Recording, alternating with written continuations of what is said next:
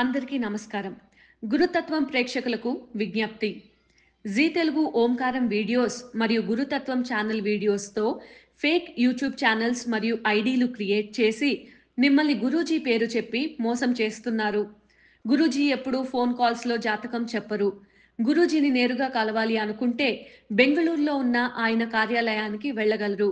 మీకు ఆ వివరాలు జీ తెలుగు ఓంకారం కార్యక్రమంలో చూపించబడుతుంది. అదేవిధంగా గురుతత్వం వీడియోస్‌లో బెంగుళూరు ఆఫీస్ ఫోన్ నంబర్లు ఇవ్వడం జరుగుతుంది. ఇటువంటి మోసాలు జరిగినప్పుడు గురూజీకి కానీ, గురుతత్వం ఛానల్‌కి కానీ, జీ తెలుగు కార్యక్రమానికి కానీ ఎలాంటి సంబంధం లేదు అని గుర్తించగలరు. విశ్వావసో నామ సంవత్సర దక్షిణాయన వర్ష ఋతో శ్రావణ మాస శుక్లపక్ష ద్వాదశి సాయంకాలే త్రయోదశి ప్రస్తుతం మూలా నక్షత్రం మధ్యాహ్నం వరకు ఉంటుంది. ఈరోజు బుధవారం, విశేషమైన రోజు. మూలా నక్షత్రం కదా. ఈరోజు మనమందరూ కూడా విశిష్టమైన జ్ఞానం కోసం, సద్బుద్ధి కోసం, మంచి ఆలోచనల కోసం, ప్రశాంతంగా ఉండడానికి కోసం, పీస్ఫుల్గా ఉండడానికి కోసం, ప్రతి చోట మంచిది ఎక్కువ కనబడడానికి కోసం మనకి సరస్వతి అనుగ్రహం ఉండాలి. అందుకే ఈరోజు మనం అందరూ కూడా చిన్నవాళ్ళు, పెద్దవాళ్ళు మంచి తెలివితేటలు కావాలి. వ్యాపారం చేయాలంటే తెలివితేటలు కావాలి కదా. ఏ దానికైనా తెలివితేటలు ఖచ్చితంగా మనకు కావాలి. అదే విధానంగా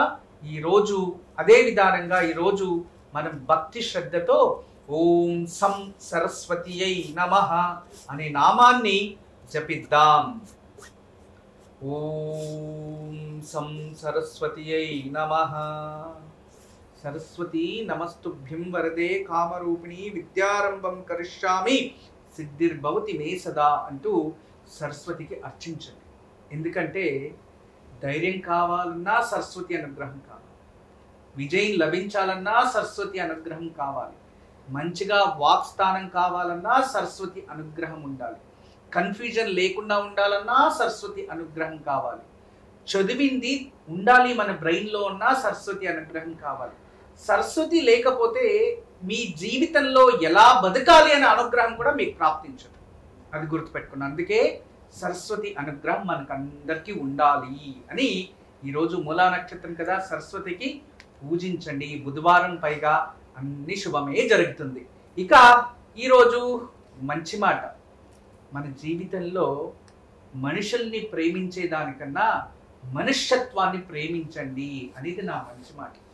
చాలా వరకు జనాలు ఈ కాలంలో మనుష్యత్వాన్ని ఇష్టపడట్లేదు, మనుషుల్ని ఇష్టపడుతూ ఉన్నారు. వాళ్ళ గొప్పవాళ్ళ, వాళ్ళ దగ్గర అధికమైన డబ్బుందా, వాళ్ళు మంచిగా ఉన్నారా, ఈ విధానంగా జనాలతో స్నేహం చేస్తూ ఉన్నారు. అంతెందుకు, మన ఇళ్లల్లో మన ముందు పెరుగుతున్న ఆడపిల్లలు కావచ్చు, మగపిల్లలు కావచ్చు, వాళ్ళు కూడా అదే పరిస్థితి వచ్చింది. అరే మనసుని ప్రేమించండి అంటే ముఖాన్ని ప్రేమిస్తూ ఉన్నారు. అది పరిస్థితి. ఎప్పుడు కూడా మనసులో ఉన్న ఛాయ ముఖం పైన కనబడదు, ముఖం పైన ఉన్న ఛాయ మనసులో కనబడదు. మన స్నేహితులు కావచ్చు, అమ్మా నాన్నలు కావచ్చు, మన పైన కోపం చూపిస్తున్నారు అంటే వాళ్ళ లోపల మన పైన ద్వేషం ఉంది అనేది కాదు, బాధతో చూపిస్తారు అని అర్థం. అదే విధానంగా ముఖం చూసి మోసపోయిన వాళ్ళు ఎంతో మంది ఉన్నారు. వాళ్ళ స్వార్థానికి ఉపయోగం చేసుకునే వాళ్ళు కూడా ఎంతో మంది ఉన్నారు. అందుకే జీవితంలో మనుషుల్ని కాదు మనుష్యత్వాన్ని ఇష్టపడండి. నల్లగా ఉన్నారా, ఎర్రగా ఉన్నారా, పొడవు ఉన్నారా, పొట్టోళ్ళ, లేకపోతే కోట్ల ఆస్తుందా, ఉండడానికి ఇల్లుందా, ఇలా ఆలోచించకండి దయచేసి.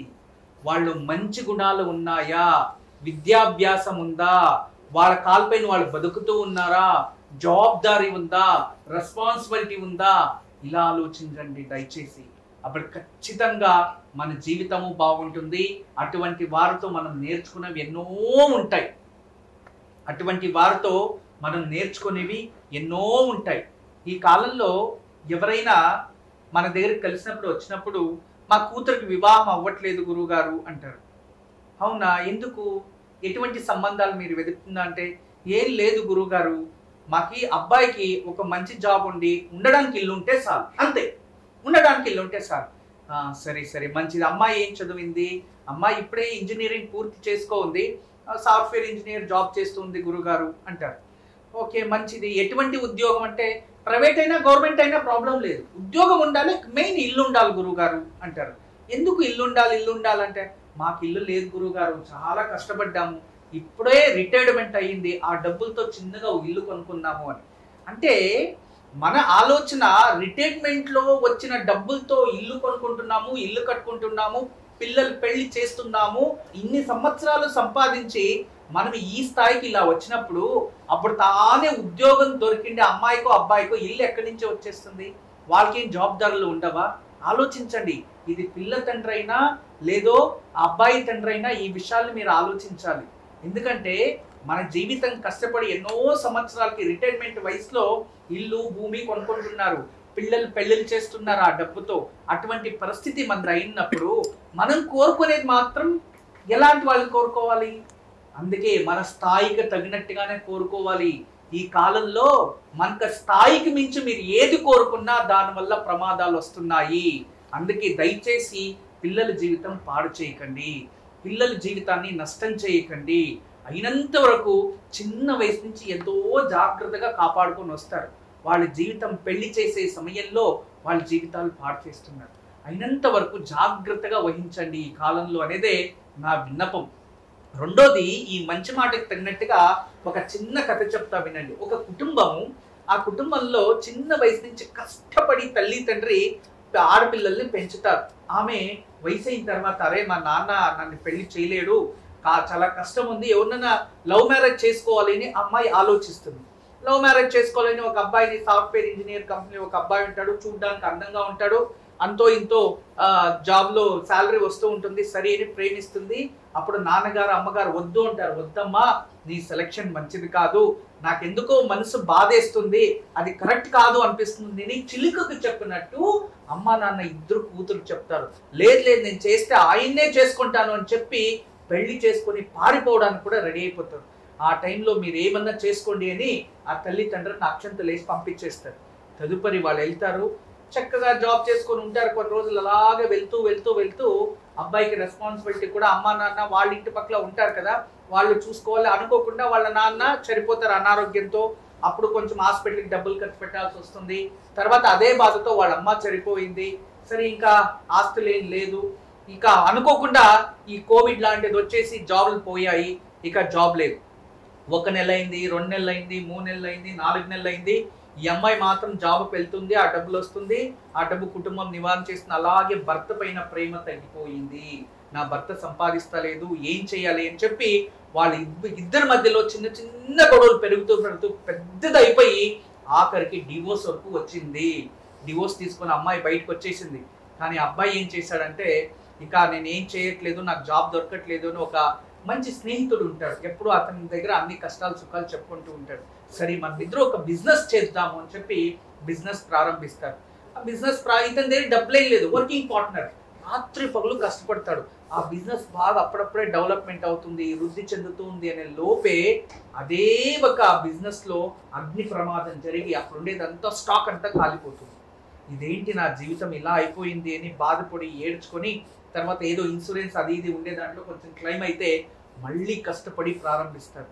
ఆ ఇద్దరు పార్ట్నర్స్ కష్టపడి ఆఖరికి ఆయన ఇంకో వివాహం చేసుకోలేదు, జీవితంలో ఇలాగే ఉండిపోద్దాము అని చెప్పి ఆయన నిర్ణయం చేసుకొని అలాగే కష్టపడుకొని ముందుకు వెళ్తూ వెళ్తూ ఆ బిజినెస్ అలాగే జరిగింది.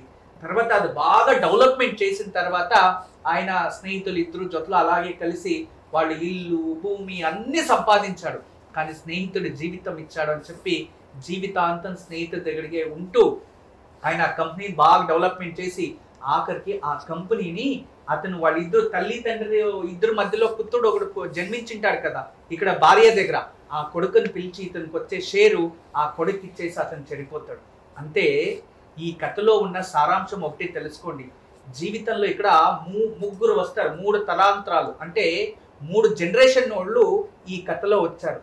కానీ ఇక్కడ ప్రేమకి మాత్రము విలువ, ఇక్కడ ప్రేమకు విలువ ఒక చోటు, ఇంకొక చోటు స్నేహకు విలువ, ఇంకొక చోటు డబ్బుకు విలువ, ఈ 3 కనబడతాయి ఈ కథలో. దయచేసి మోసపోకండి. తల్లి తండ్రిని ఎదిరించి, తల్లి తండ్రిని బాధ పెట్టి, తల్లి తండ్రిని ఏడిపించి వాళ్ళ కంటి నీరుతో మీరు వివాహం చేసుకున్న ఏదో ఒక రోజు అది శూన్యంగా మారుతుంది. ఇలాంటివి వందల ఉదాహరణలు మనకు కనబడుతున్నాయి. దయచేసి జాగ్రత్తగా ఉండండి అని నా విన్నపం. రెండోది, ఆడపిల్లలకు కానీ మగపిల్లలకు కానీ దయచేసి మీ జీవితంలో తీసుకునే నిర్ణయాలు కాస్త ఆలోచించి నిర్ణయాలు తీసుకుంటే మంచిది. అది భవిష్యత్తుని ఉద్దేశించి నేను మాట్లాడుతున్నాను. మనుషుల్ని చూసి ప్రేమించకండి, మనుష్యత్వాన్ని చూసి ప్రేమించండి. డబ్బులు ఈ రోజు ఉండొచ్చు, వెళ్ళిపోవచ్చు, మనిషి ఉండొచ్చు, వెళ్ళిపోవచ్చు, కానీ మనుష్యత్వము, ఆ ప్రేమ, ఆ జాలి, దయా గుణాలుంటే జీవితాంతం సంతోషంగా ఉంటారు. ఇది మాత్రం గుర్తుంచుకోండి అనేదే నా విన్నపం. ఇక ఈరోజు మీకు అందరికీ తెలియచేసేది ఏంటంటే మూలా నక్షత్రం. ఈ మూలా నక్షత్రం రోజు సరస్వతి. చాలా మంది ఏదైనా సరస్వతి యంత్రము కానీ లేదో నీలా సరస్వతి యంత్రం కానీ ఇలాంటిది ఎందుకు కట్టుకోవాలి అంటే చెడు ఆలోచనలు రాకుండా ఉండడానికి, సన్మార్గాన్ని ఎన్నుకోవడానికి, మంచి దృష్టి పెరగడానికి. కానీ ఇది మగపిల్లలు ఆడపిల్లలు ఇద్దరు వేసుకోవచ్చా అంటే ఇద్దరు ధరించవచ్చు, తప్పేం లేదు. దీనికి అంటూ ముట్టు మడి ఉంటుందా అంటే ఖచ్చితంగా. జాగ్రత్తగా వినండి, దీన్ని తెలియచేస్తున్నాను. నీలా సరస్వతి యంత్రం అనేది సప్తధాతువుల నుంచి తయారు చేసి ఉంటారు. సప్తధాతువులు, 7 ధాతువులు అందులో ఉంటాయి. అందుకే దానికి అంటూ ముట్టు మడి చావు ఇలాంటివి ఏమి వర్తించవు. బంగారికి ఎలా వర్తించదో దీనికి కూడా అలా వర్తించదు. అందుకే దీన్ని ఎప్పుడు మెడలో వేసుకోవచ్చు. అది ఏం చేస్తుంది అంటే మన శరీరంలో ఉన్న సప్త చక్రాల్ని జాగృత వ్యవస్థ చేస్తుంది. ఈ సప్తధాతువుల నుంచి శరీరాన్ని సర్వదా రక్షిస్తూ ఉంటుంది. నేచర్లో ఉన్న కాస్మిక్ ఎనర్జీని బిల్డ్ చేసుకొని మన ఆరా ఎనర్జీని ఇంప్రూవ్మెంట్ చేస్తూ ఉంటుంది. అన్ని విధాలుగా చిన్న పిల్లల నుంచి వయసు అయిన వారు అందరూ కూడా దాన్ని ధరించవచ్చు. ఇది ఎడ్యుకేషన్కి ఒకదానికే అని కాదు, అన్ని విధాల రక్షణ కోసం కూడా దాన్ని ధరించవచ్చు. దీనికి అంటూ ముట్టు మైలిగే అనేది ఇటువంటివి ఉండవు. అందరూ కూడా వర్ణ భేదం లేకుండా మరియు స్త్రీ పురుష భేదభావం లేకుండా, చిన్నవాళ్ళు పెద్దవాళ్ళు అని భేదభావం లేకుండా, మరియు అంతేకాదు అందరూ ధరించవచ్చు. దాన్ని వేసుకుంటే నాన్ వెజ్ తినచ్చా అని కొందరు ప్రశ్నించారు. ఈ నాన్ వెజ్కి దీనికి సంబంధం లేదు. అందుకే ఆ నీలా సరస్వతి యంత్రం మెడలో ఉండాలి. ఆ మెడలో మీరు సేవిస్తారు కానీ అది కాదు కదా సేవించేది. అందువలన నీలా సరస్వతి యంత్రము, ఎవరైనా యంత్రాలు, ఇప్పుడు రుద్రాక్షలు ఉంటాయి, యంత్రాలు వేసుకుంటారు, చేతికి కొందరు కొట్టుకుంటారు, నడుములో కొందరు చిన్న చిన్న తాయితాలు కట్టుకుంటారు, ఇవన్నీ ఉంటాయి. ఇవన్నీ కూడా మంత్రోద్ధార బీజాక్షరాలు. చూడండి, ఒక సిమ్ కార్డు పైన మనం ఒక ప్రోగ్రామింగ్ కోడింగ్ చేస్తాం. ప్రోగ్రామింగ్ కోడింగ్ చేయాలి, అప్పుడే అది వర్క్ అయ్యేది. అదే విధానంగా కొన్ని రేఖలు గీసినప్పుడు ఆ షట్కోణము లోపల ఉంటుంది. ఆ షట్కోణంలో కోడింగ్ అంటే అక్కడున్న అక్షరాలే కోడింగ్, అప్పుడు ఆటోమేటిక్గా అది వర్క్ అవుతూ ఉంటుంది. లోహం పైన చూడండి, ఇప్పటిదాకా సైన్స్ ఎంత డెవలప్మెంట్ అయినా లోహం పైన కొన్ని కోణాలని రచించి దాంట్లో కోడింగ్ చేస్తే మాత్రమే దాన్ని కోడింగ్ చేస్తే మాత్రమే అప్పుడు అది వర్క్ అవుతుంది. అదే విధానంగా ఇది కూడా సప్తధాతుల పైన షట్కోణాన్ని వేసి అందులో బీజాక్షరాలని నింపారు కాబట్టి అది అద్భుతంగా పనిచేస్తుంది.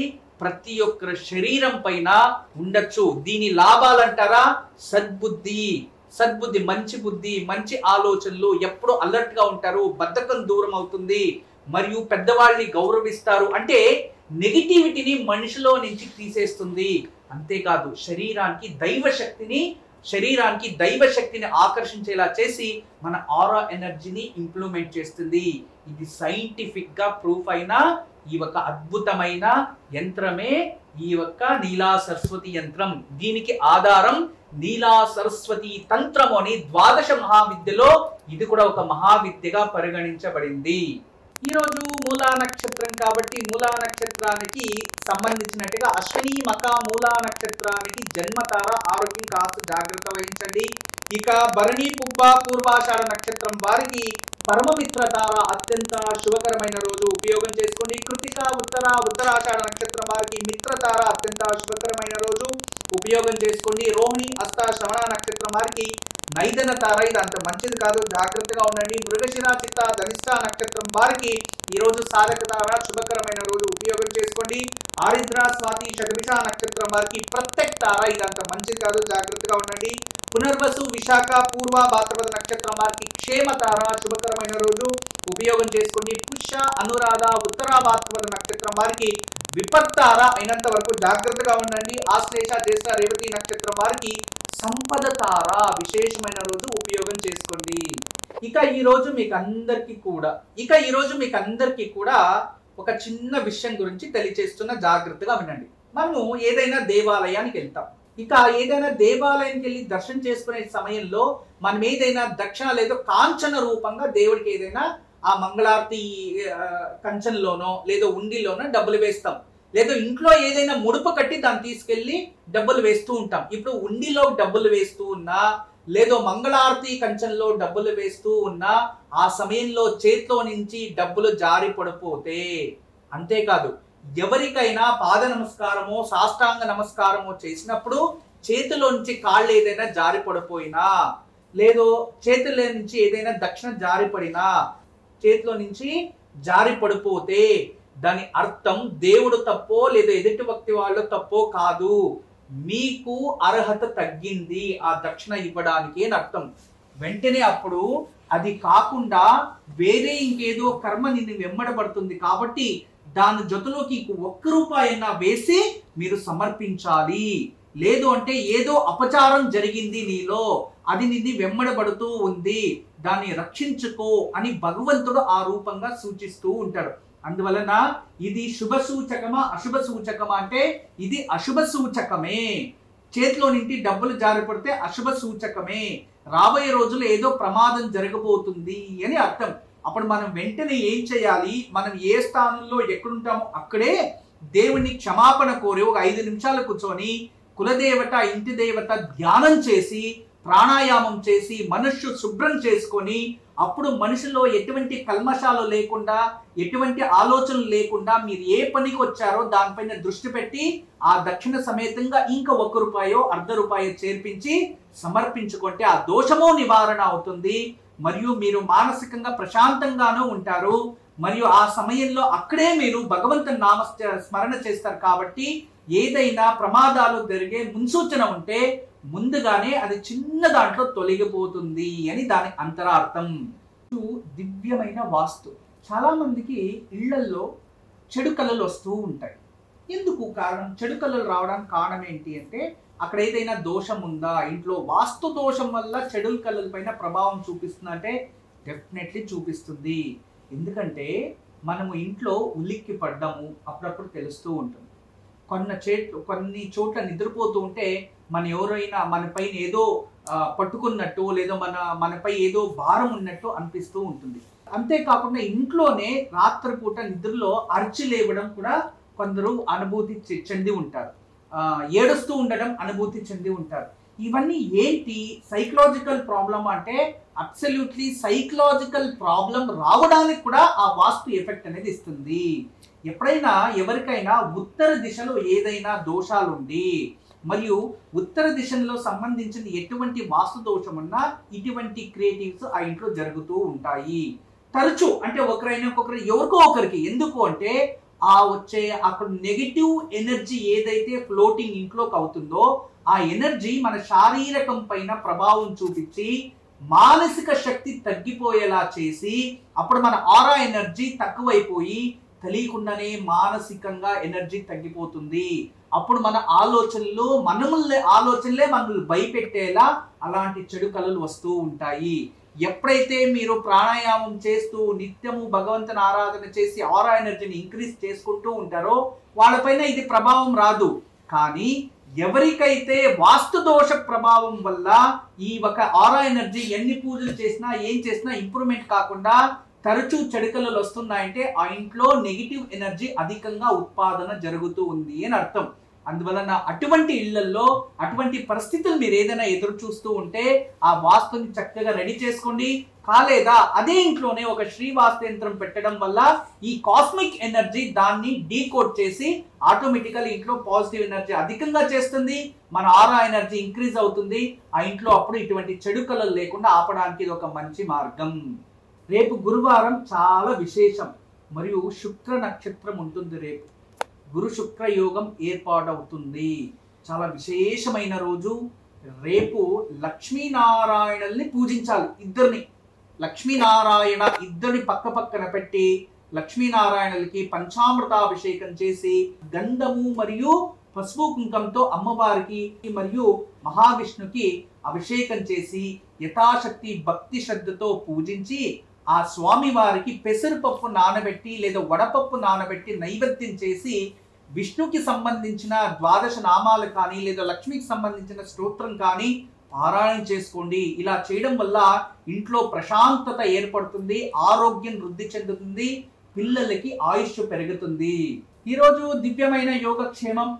ఈరోజు సాయంత్రం మహాప్రదోషం ఉంది. శివుడికి విశేషంగా పూజించాలి. శ్రావణ మాస ప్రదోషం చాలా విశేషమైనది. మన ఇంట్లో పుట్టమట్టి ఏదైనా ఉంటే లేదా పవిత్రమైన మట్టి ఏదైనా ఉంటే చక్కగా శివలింగం తయారు చేసి దేవుడి గదిలో పెట్టి పూజించి అర్చించి అభిషేకించి యథాశక్తి అన్ని విధాలుగా మీకు ఏమేమి దొరుకుతుందో వాటితో అభిషేకించి అర్చించండి. అర్చించే ఆఖరిలో తెల్లటి బియ్యం నానబెట్టిన బియ్యాన్ని మరియు పుష్పాలని చేతిలో పట్టుకొని మీ సంకల్పం ఏదైనా ఉంటే చక్కగా సమర్పించుకోండి. తర్వాత బిల్వార్చన చేయండి. కొన్నైనా బిల్వ దళాలు ఎన్ని దొరికితే అన్ని బిల్వ దళాలు సమర్పించి ఆ స్వామి వారిని ప్రేమగా మీరు ఆరాధించి అనుకూలమైతే దొరికితే ఒక ఉమ్మెత్తకాయ స్వామి వారి ముందు పెట్టండి. అలా చేస్తే మనపై ఉన్న అపవాదాలు దూరం అవుతాయి, లక్ష్మీ అనుగ్రహం ప్రాప్తిస్తుంది. అందరికీ నమస్కారం. ఈరోజు మీకు అందరికీ కూడా శ్రీవాస్తు యంత్రం గురించి పరిచయం చేయడానికి వచ్చాను. శ్రీవాస్తు యంత్రం మీరు చూస్తున్నారు. శ్రీవాస్తు యంత్రం. ఈ శ్రీవాస్తు యంత్రం ఈ విధానంగా 9 ఇంచెస్, ఇలా 9 ఇంచెస్, ఇలా 9 ఇంచెస్ ఉంటుంది. తదుపరి బ్యాక్ సైడు ఇలాంటి 9 చక్రాలు ఉంటాయి. ఫ్రంట్ ఈ ఒక గ్లోబ్స్లా ఒక 9 డాట్స్ ఉన్నాయి చూడండి, ఇలా 9. ఇది శ్రీవాస్తు యంత్రం అనేది ఒక కాస్మిక్ ఎనర్జీని అట్రాక్ట్ చేసుకుంటుంది. నెగిటివ్ ఎనర్జీని ఇంట్లో నుంచి బయటికి తరిమేస్తుంది. మీకు అందరికీ దానికి పరిష్కార మార్గంగా నేను ఇవి సూచిస్తున్నా. ఎందుకంటే చాలామంది పిల్లలు సరిగా చదువుతలేదు, ఇంకొకరు మా ఇంట్లో ప్రశాంతత లేదు, భార్యాభర్తల మధ్యలో సఖ్యత లేదు, దేవుడి గదిలో సరిగా పూజ చేయలేకపోతున్నా, ఇంట్లో ఏదో తెలియని బాధ అనిపిస్తుంది, మా ఇంట్లో ఎప్పుడు కూడా ఏదో తెలియని ఒక శ్మశానంకి వెళ్ళినట్టు అనిపిస్తూ ఉంటుంది, మా ఇంట్లో కలగానే ఉండదు ఎప్పుడు కూడా. ఇక మా ఇంటికి చాలామంది వచ్చిన వాళ్ళంతా వాస్తు దోషం అని చెప్తూ ఉన్నారు, మేము ఏం చేయాలి అని ప్రశ్నిస్తూ ఉండేవారు. వాళ్ళందరికీ కూడా ఒక మార్గోపాయం చాలా రోజుల తర్వాత రీసెర్చ్ చేసి ఇప్పుడు ఈ శ్రీవాస్తు యంత్రాన్ని మేము చూపిస్తున్నాం. ఈ శ్రీవాస్తు యంత్రాన్ని ఎప్పుడైతే ఎక్కడ ఫాల్ట్ అనిపిస్తుందో అక్కడ ఒక మేక కొట్టి తగిలించాలి, అంతే. పిల్లలు చదువుతా లేదు, చదివే రూమ్లో పిల్లలు ఏకాగ్రతగా చదవాలి అనుకుంటున్నారా, అక్కడ ఒకటి తగిలించండి. మీరు నిద్రించే ఒక రూమ్లో మాకు సరిగా నిద్ర వస్తలేదు, పడుకుంటే చెడు కళలు వస్తున్నాయి, నిద్రించే గదిలో ప్రశాంతత లేదు అనిపిస్తుంది, అక్కడ ఒకటి తగిలించండి. లేదు ఎవరో వాస్తు దోషం అని చెప్పారా, ఇంట్లో వాస్తు దోషాని కోసం ఇంటి హాల్లో ఒకటి తగిలించండి. లేదా పూజ గదిలో ఏదో ప్రశాంతత లేదు, సరిగ్గా ఏకాగ్రత లేదు, మెడిటేషన్ చేయలేకపోతున్నా అంటే పూజ గదిలో ఒక మేక కొట్టి అక్కడ ఒకటి తగిలించండి. ఎక్కడైతే ఇంట్లో వాస్తు దోషం ఉంది అని ఎవరైనా చెప్తారో ఆ ప్రదేశంలో ఆ ప్లేస్లో జస్ట్ ఒక మేకు కొట్టి దాన్ని తగిలించండి, ఆ వాస్తు దోషం అక్కడి నుంచి వెళ్ళిపోతుంది. చాలా అద్భుతము, చాలా విశేషమైన శ్రీవాస్తు యంత్రం మీ వరకు తయారు చేయించాము. దీన్ని ఉపయోగించండి, దీన్ని లాభం పొందండి. నమస్కారం. వాస్తు యంత్రం సంప్రదించవలసిన నెంబర్లు 8844452344 040682766622.